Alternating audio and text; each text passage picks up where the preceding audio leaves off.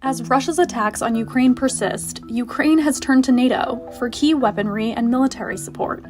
But what exactly is NATO? NATO stands for the North Atlantic Treaty Organization and was created in 1949 after World War II. It's currently made up of 28 European and 2 North American countries. The idea behind it is to provide collective defense for its members. Assalamualaikum warahmatullahi wabarakatuh. Waalaikumsalam Waalaikumsalam warahmatullahi wabarakatuh. Hello everyone, we are from Jembara Group. We would like to hold a focus group discussion about global security topics. Tapi sebelum itu, mari perkenalkan dulu siapa saja anggota yang ada di kelompok kami. Yang pertama adalah Aku Heti Berani. Saya Muhammad Akbar. Saya Dafa Gifari. Saya Arza Faris Sapkori. Saya Ramadita Zahra. Saya Siti Akila Nur Silmina. dan saya sendiri Najdifa Keizani yang akan menjadi moderator dalam focus group discussion kali ini. Sebelum itu, di focus group discussion ini kami mengangkat tentang keamanan global yang terdiri dari banyak topik dan juga bahasan. Salah satunya adalah kolektif defensif atau aliansi. Kolektif defensif dan aliansi memiliki persamaan, yaitu sama-sama memiliki konsep one against all, or one by all by one, or also one against all, yang dibentuk untuk memiliki kepentingan sebagai keamanan dari negara-negara yang tergabung dalam kelompok tersebut. Nah, setelah kita mengetahui nih salah satu konsep yang ada di global security, kita akan membahas tentang aliansi. Nah, untuk itu, aku akan membuka pembahasan untuk teman-teman yang mengetahui apa itu aliansi. Jika teman-teman ada yang mengetahui tentang aliansi, boleh langsung didiskusikan. Terima kasih.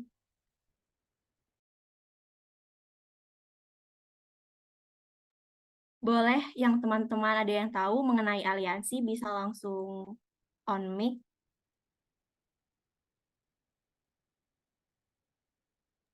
Okay, am I audible?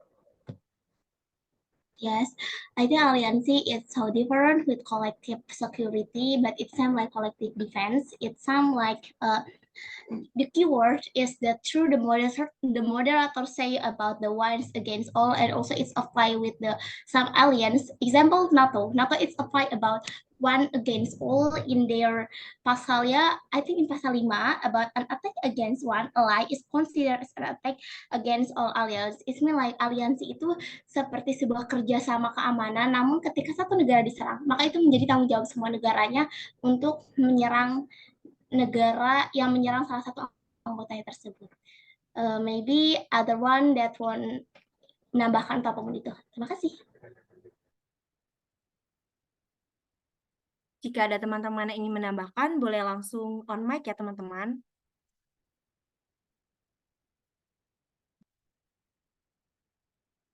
Oke, karena nggak ada, aku ingin menambahkan bahwasannya aliansi itu banyak sekali dibentuk. Salah satunya adalah CSTO, ada Pakta Warsawa yang kebetulan telah bubar sejak berakhirnya Uni Soviet, dan juga ada NATO. Nah, pada diskusi kali ini kami akan mengangkat tema mengenai NATO. Untuk itu, aku akan membuka sesi pertanyaan dan diskusi mengenai NATO ke teman-teman semua. Jika teman-teman ada yang ingin membicarakan tentang NATO terlebih dahulu atau pengertian mengenai NATO, dipersilahkan. Okay, I will talk a little more about NATO or the definition about NATO. Sepanjang aku tahu, NATO itu merupakan sebuah kepanjangan atau that abbreviation from the North Atlantic Treaty Organization, or that called the North Atlantic Alliance, is an intergovernmental military atau organisasi sebuah collective defense, yaitu an alliance yang that's founded or that's created or that make atau didirikan in 4 of April 1949, di mana posisinya itu like it happened, dibentuknya NATO itu setelah Perang Dunia II or after the Second World War, and it's the begins of the Cold War. NATO sendiri, that the treaty was assigned in Washington DC, and markas besar NATO sendiri itu ada di Brussels in Belgium. So it's maybe a little insight about NATO. So, but moderator, and also that maybe NATO also that the member of NATO, yeah, exactly until now certainly there are 30 30 members, but the main focus I want to talk to other here, not just talk about it. It's an interest when we talk about NATO. From the 30 members, that 1980 from the Europe and the 2 is from the North America. So I just want to ask, NATO is can call sebuah organisasi regional or not? Thank you. Oke, saya mengemukakan pendapat ya. Kalau menurut gua, kalau dikatakan sebagai organisasi regional mungkin enggak ya. Karena kalau dikatakan sebelumnya NATO ini kan ada dua negara yang berasal dari luar Eropa. Nah, tapi di salah satu konsep regionalisme itu ada interregionalism, yaitu hubungan terinstitusionalisasi antar kawasan dunia yang merupakan fenomena yang baru ini muncul gitu di dalam hubungan internasional gitu. Okay, thank you, Dava, for the new insight for me and also for people here. Also, that's maybe it's better to us before we talk more about NATO. Maybe anyone here, moderator, that want to mention one by one about the member of NATO. Oke, jadi tadi udah disimpulkan bahwasannya NATO itu terdiri dari 30.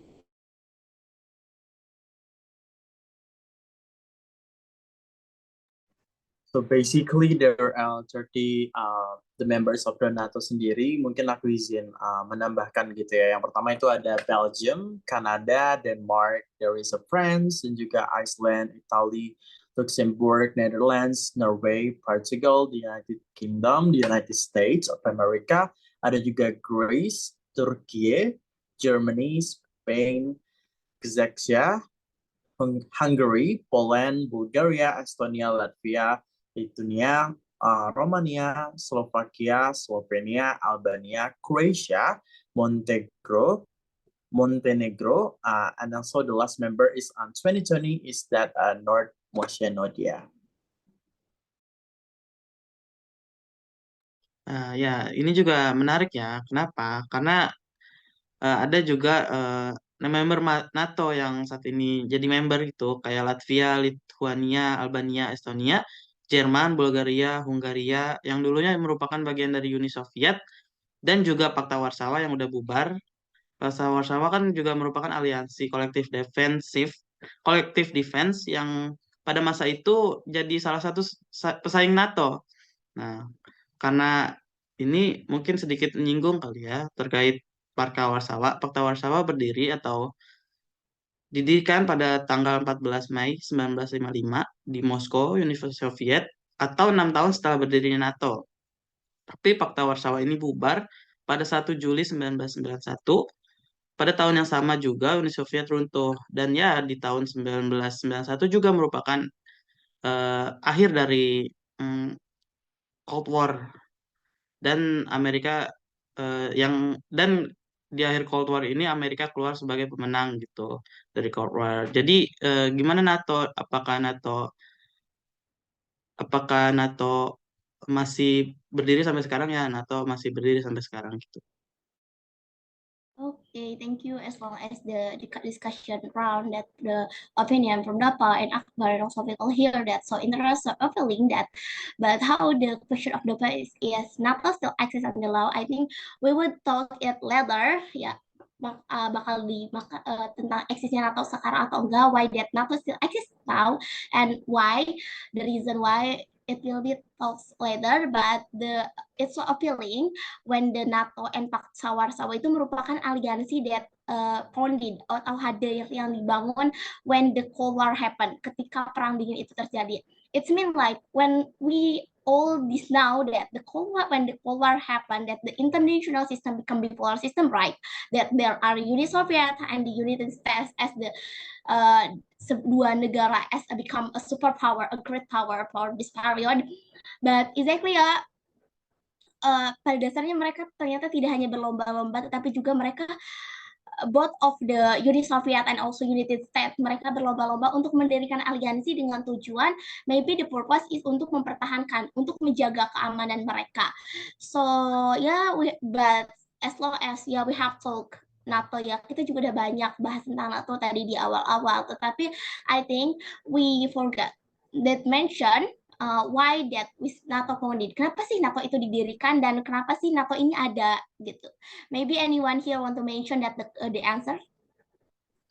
Okay, wow, that's a very interesting question ya. So basically NATO is founded in the aftermath Second World War. Jadi seperti yang sudah Akila mention in the beginning gitu ya, kalau misalkan NATO ini memang pada dasarnya itu berdiri atau hadir atau muncul gitu karena dampak dari adanya Perang Dunia Kedua.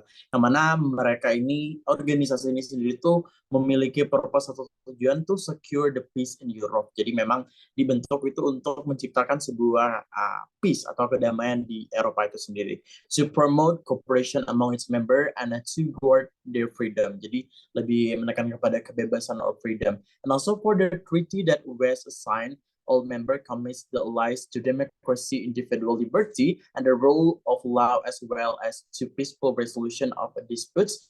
Importantly, the treaty sets out the idea of collective defense, meaning that an attack against one ally is considered as an attack against all allies, and it's applied di pasal 5 yang berbunyi para anggota itu setuju bahwasannya yang sebuah serangan bersenjata terhadap salah satu atau lebih mereka di Eropa maupun di Amerika Utara itu akan dianggap sebagai suatu serangan juga bagi anggota-anggota yang lain. So basically why is NATO ada gitu, kenapa NATO ada? The reason is it's because the effect of World War II. Oke, kalau boleh nanya apa sih purpose dari NATO itu sendiri? Gitu. Alright, as I mentioned before, kalau misalkan the purpose of NATO itu sendiri is to preventing the expansion of Soviet Union dan juga untuk membangun sebuah integrasi di Eropa itu sendiri dan juga untuk menekankan kebangkitan militer nasionalis yang ada di Eropa. So basically, that's the purpose of the NATO itu sendiri. Okay, and aku izin masuk ya, aku juga totally agree banget sama pendapatnya Akbar tentang the purpose of NATO that founded, karena pada dasarnya NATO ini untuk mencegah, karena we all know that Eropa merupakan tanah di mana sering terjadinya perang, dan bahkan beberapa perang, baik perang dunia 1, 2 ataupun Cold War that happen in Europe, dan ya NATO itu pengen jadi purpose that want to create peace dan juga menjadikan Uni Soviet, pada dasarnya menjadikan Uni Soviet itu sebagai ancaman keamanan bagi Eropa. Jadi mereka itu kayak, kalau aku pikir, so in my opinion, that jadi NATO itu pengen apa ya, menghindari ancaman that was given atau yang diberikan oleh Uni Soviet. Maybe that from me, so I think yeah. So but the main question also that aku pengen tanyain lagi adalah what are NATO members collective defense obligation, and maybe anyone here can answer this. Okay, let me answer that question, Akila. Jadi, the parties agree that armed attack against one or more of them shall be considered an attack against them, and all consequently, they agree that if such an armed attack occurs, each of them in exercise of the right of individual collective self-defense recognized by Article 51 of the Charter of United Nations will assist the party of parties so taking by taking such action as it seems necessary, including the use of armed force to restore and maintain the security of the North Atlantic area.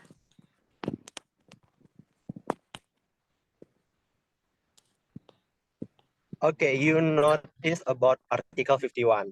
I will ask, if a NATO ally is attacked, will Article 51 authorize the president to send US force into a conflict? Let me answer that question. No, even if NATO ally is attacked and Article 5 is invoked, the president needs to obtain congressional authorization before sending the military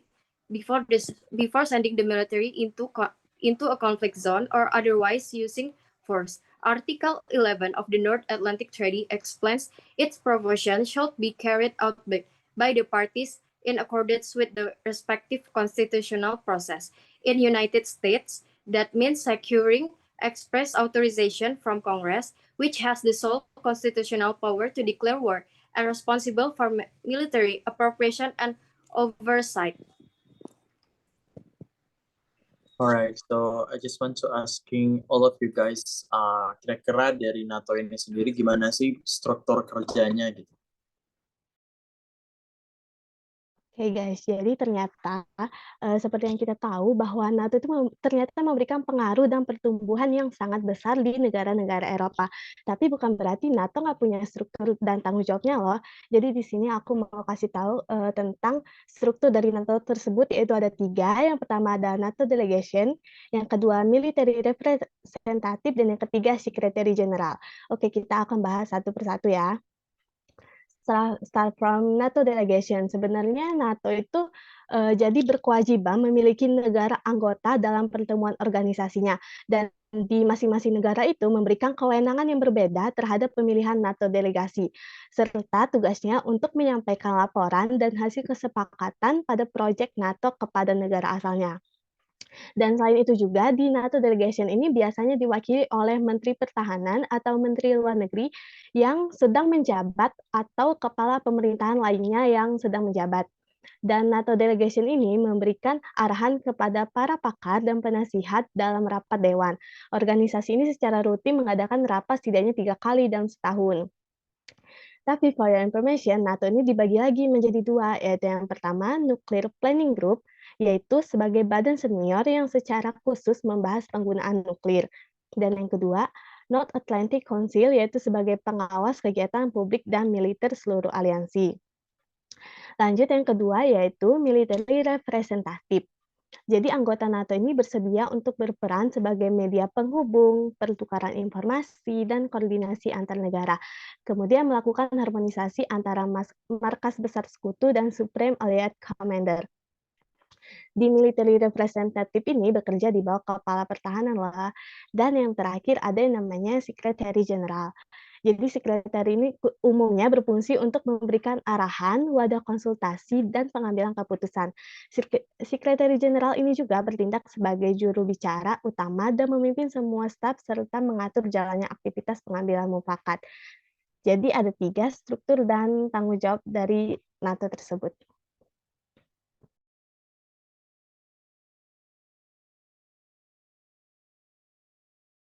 So yeah, we also have talked about anything, and also that we have talked about NATO. As long as ya kita juga udah bahas tentang NATO, collective defense dan lainnya. Namun ada nggak sih dari teman-teman ya emang benar-benar pengen nyinggung nggak sih apa sih sebenarnya maybe NATO is not just one alliance, but also there are so many alliance like CSTO or etc. But here there are, aku nanya teman-teman semua di sini, kira-kira ada nggak sih yang menyinggung, yang menjelaskan secara detail sebenarnya apa sih the difference of NATO with other alliance, perbedaan NATO dengan aliansi lainnya?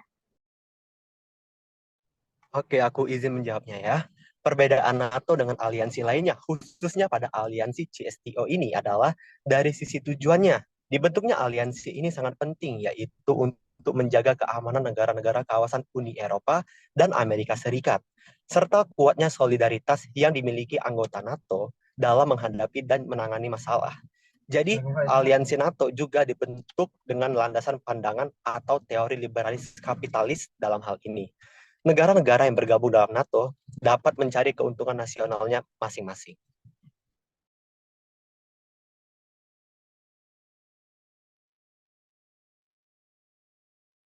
Oke, setelah kita tahu nih kalau misalnya Uni Soviet runtuh dan NATO akhirnya menjadi aliansi yang kuat, tapi apa sih yang membuat NATO itu bertahan sampai detik ini? Ada yang bisa menjelaskan tidak? Okay, so let me answer this question. That's a very interesting question juga ya. So the end of the Cold War itu offered the hope for progress and peace, but it also ushered in the new era of instability. NATO has responded to change in the security environment by shifting its focus and taking on a new task beyond ensuring the collective defense of its member. NATO also seeks to promote security through partnership and also the cooperation. Jadi memang benar-benar yang membuat NATO ini tetap eksis gitu until now, it's because mereka itu memang sistemnya memang bekerjanya through the partnership and also the cooperation. Jadi benar-benar konsep integrasi benar-benar ditekanin di NATO ini. So that's the answer of the question.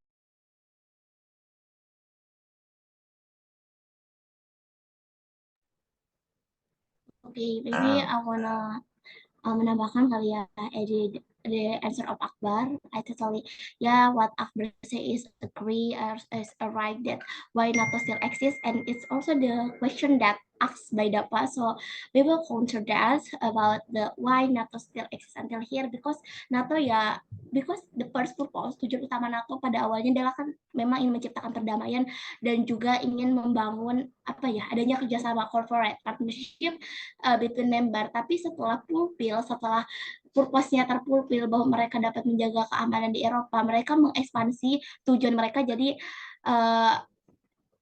mereka tidak hanya bekerja sama antara satu anggota dengan anggota lainnya with other member, but also the extension, their partnership, their corporate with all the country outside NATO's member, atau juga dengan beberapa negara atau beberapa organisasi regional lainnya, example like United Nations and also Europe Union, Uni Eropa. Dan juga kenapa NATO still exist until here, I think it's about keterlibatan NATO dalam beberapa kasus seperti 9/11, and exactly this why NATO involved in 9/11, because one of the it happened in 9/11 ini terjadi di salah satu negara di anggota member NATO, United States, and also NATO that helped bring stability during the Arab Spring, that NATO led an air campaign over Libya to protect civilians being target that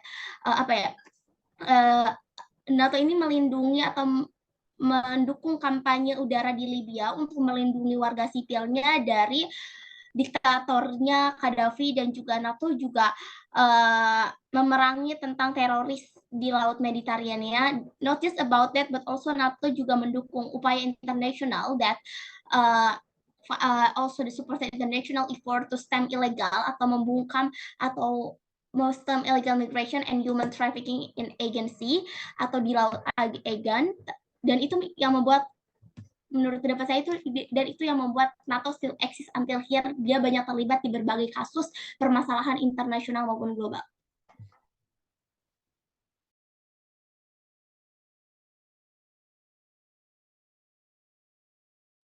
Alright, so kira-kira apakah keberadaan NATO ini tuh merupakan suatu hal yang penting gitu? Mungkin dari teman-teman semua ada yang bisa bantu menjawab.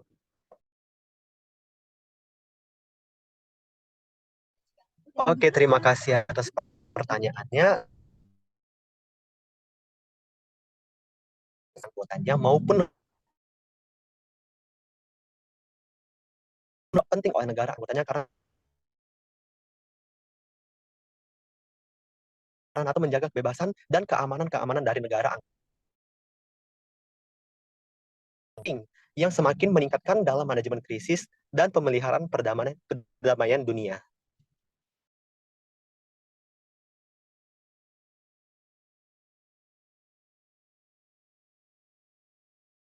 Oke, nah tadi udah disebutkan bahwasannya NATO memiliki sebuah kepentingan. Tapi teman-teman ada nggak sih di sini tahu apakah NATO ini pernah dikecam oleh negara-negara lain, atau juga United Nations pernah mengecam keberadaan NATO karena membahayakan negara lain atau memberikan dampak buruk bagi negara lainnya? Adakah teman-teman yang bisa menambahkan?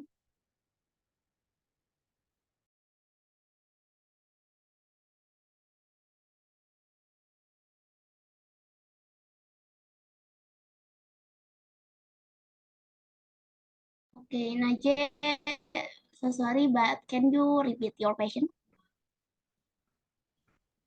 Oke, aku akan ulangin pertanyaannya. Jadi di sini tadi kita udah menjelaskan mengenai pentingnya keberadaan NATO dan apa sih perbedaan antara aliansi NATO dengan aliansi lainnya. Tapi teman-teman ada yang tahu nggak sih sebenarnya NATO ini memiliki apakah mendapatkan sebuah kecaman atau sebuah kritik dari negara-negara lainnya atau aliansi lainnya karena dianggap NATO itu radikal atau membahayakan negara lainnya. Apakah jika ada teman-teman yang mengetahui, boleh banget dijelasin saat ini. Okay, I will try to ask the question that Najee. Jadi kalau menurut aku juga karena NATO ini pada dasarnya sudah berdiri sejak ya setelah Perang Dunia II, so I think Rusia yang menjadi salah satu negara bagian dulunya dari Uni Soviet, dia merasa terancam dengan keberadaan NATO. Karena setelah tidak adanya Pakta Warsawa, jadi tidak adanya another alliance atau tidak adanya aliansi yang bisa menandingi keberadaan NATO ini. So, di Eropa Timur mungkin NATO ini menjadi ancaman, and we can see that what happened in Ukraine and Russia now. So maybe other want to aid menambahkan jawaban saya atau apapun itu. Izin nambahin ya, kalau masalah kecaman baru-baru ini bulan Juli itu NATO itu dikecam sama Cina karena Cina ini nyebut kalau NATO ini merupakan tantangan sistematik bagi perdamaian dan stabilitas pertahanan dunia gitu.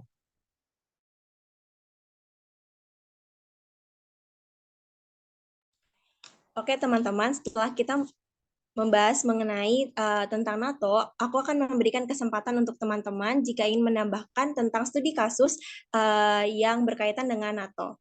Untuk teman-teman yang bisa memberikan penjelasan, dipersilakan. Oke, aku izin memberikan study case persoalan NATO pada saat kejadian 9/11. Akibat adanya kekhawatiran yang besar terhadap perilaku AS, negara-negara anggota seperti NATO seperti Jerman, Perancis, Italia, dan terutama Inggris mencoba untuk melakukan kerjasama dengan AS di luar struktur organisasi. Bahkan Tony Blair dari British Prime Minister berusaha untuk mendapatkan special relationship dengan AS dalam rangka mendapatkan keuntungan dari pengaruh AS yang besar. Sikap dari tindakan sebagian negara anggota tersebut menimbulkan kontroversi di Eropa. Suasana saling curiga muncul di antara negara-negara Eropa tersebut yang juga sebagian besar juga tergabung dalam Uni Eropa dan NATO. Yang ditakuti kemudian adalah terjadi kerenggangan di antara negara-negara Eropa anggota NATO. NATO sebagai organisasi fakta pertahanan sepertinya perlu mendefinisi ulang identitas serta perannya. Ketika struktur inti organisasi tidak lagi berfungsi, maka keberadaan NATO saat ini perlu dipertanyakan kembali. Bahkan dalam kasus 9/11 seperti kemarin, NATO seolah menjadi korban dari perang melawan terorisme yang dikumandangkan oleh Amerika. NATO memanfaatkan momentum 9/11 ini untuk mengaktifkan kembali perannya sebagai sebuah aliansi yang memberikan garansi collective defense.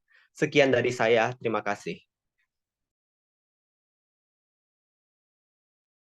Baik, terima kasih Riza atas studi kasus yang berkaitan dengan NATO. Untuk itu, setelah kita membahas mengenai NATO dan juga pertanyaan-pertanyaan yang muncul, aku akan memberikan sebuah conclusion mengenai poin-poin penting yang telah dibahas oleh teman-teman mengenai NATO. Jadi, NATO merupakan sebuah aliansi yang berdiri sejak lama dan merupakan aliansi terkuat apalagi setelah bubarnya Pakta Warsawa. NATO juga merupakan aliansi terbesar karena memiliki 30 anggota negara yang terdiri dari Uni Eropa dan juga negara-negara di benua Amerika. Tentunya NATO memiliki sebuah perbedaan, yaitu NATO memiliki sifat liberalis kapitalis yang negara-negara yang diperbolehkan untuk mencari keuntungan nasionalnya. Lalu juga NATO memiliki beberapa poin penting dan juga sebuah karakteristik yang berbeda dengan aliansi-aliansi lainnya. Untuk itu, sekian fokus group discussion yang telah kami laksanakan. Terima kasih untuk rekan-rekan yang telah aktif dalam memberikan pertanyaan dan juga membahas mengenai NATO. Sampai jumpa. See you dan thank you. See you, thank you.